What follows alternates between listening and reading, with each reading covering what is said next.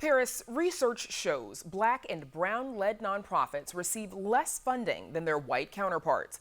An analysis of grant applications by Echoing Green and the Bridgespan Group found that, on average, Black-led organizations saw revenues 24% less than their white counterparts. Meanwhile, Black-led organizations' unrestricted net assets were 76% less. But now a new program by the United Way of Metro Chicago is working to address this disparity.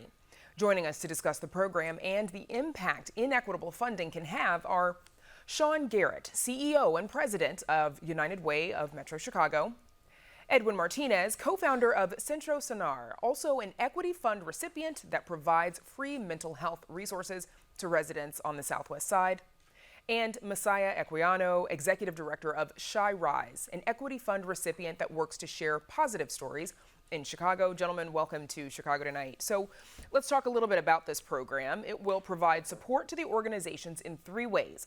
It'll give them $50,000 of unrestricted funds over a period of 2 years.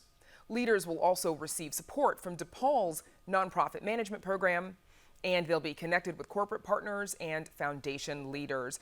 Sean, let's start with you, please. How does this program begin to address the disparities we mentioned earlier? Yeah, no, thanks for having us here tonight. And there's been a lot of discussions about challenges of getting funding to businesses on the south and west sides of Chicago, Black and brown-led organizations. But we know the same thing is true for nonprofits. Yet these organizations are incredible organizations that are delivering services. They're economic engines. They're really driving change that we want to see. And so our goal through this program, and we're so grateful that People's Gas has really stepped in to be a founder and help galvanize corporate support behind it, is to connect and shine the spotlight on the great work that these organizations are doing, and get them the access to the corporate funding as well as the philanthropic funding that they deserve. They're doing the great work. The point is, how do we then provide the spotlight so that they can get the catalytic resources that they need to grow and expand their services and really help change neighborhoods throughout our region?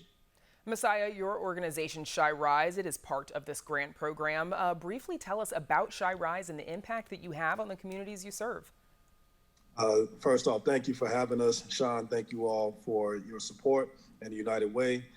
Shy Rise is a not-for-profit that operates with the mission of saving and enhancing and inspiring the lives of Chicagoans in as many communities as we possibly can.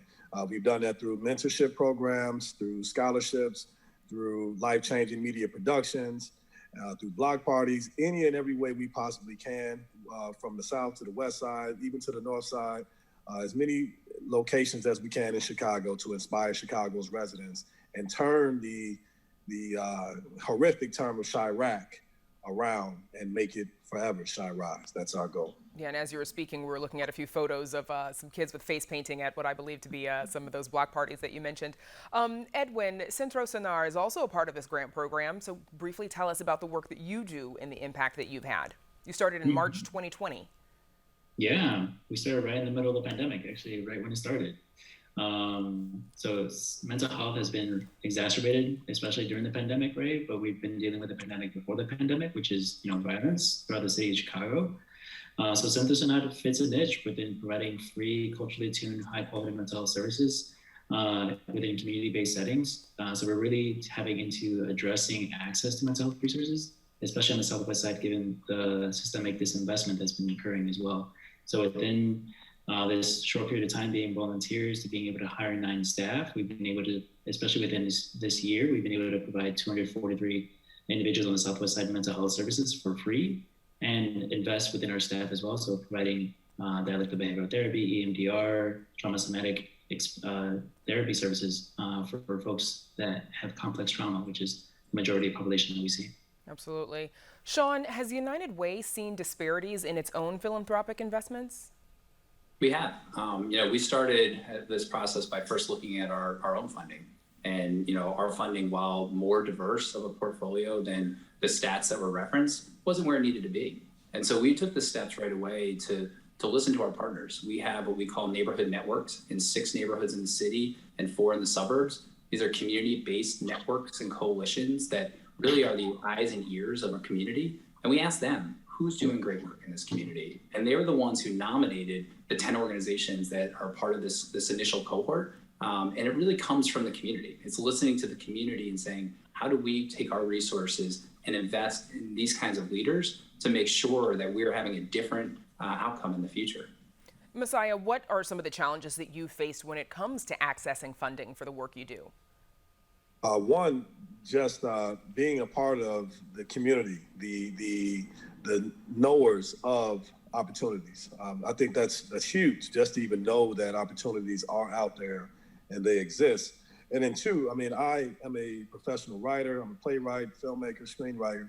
I've been able to be blessed and fortunate to know how to put words together, but I know a ton of organizations and organizational leaders that are very deserving, but they may not know how to fill out an application, but that doesn't necessarily mean that they aren't doing important work in the community. So those are just a few. I mean, we can go on and on about the different challenges that present funding, that are presented in funding, but those are definitely two, just knowing that those opportunities are out there, and then two, being able to access them and then execute them successfully. Sounds like a matter of connections and, of course, knowing how to tell your story. Edwin, several months after you all started the organization, you secured $500,000 in funding. What are some of the challenges that you all have had at Centro Sanar as a smaller organization trying to access grant funding?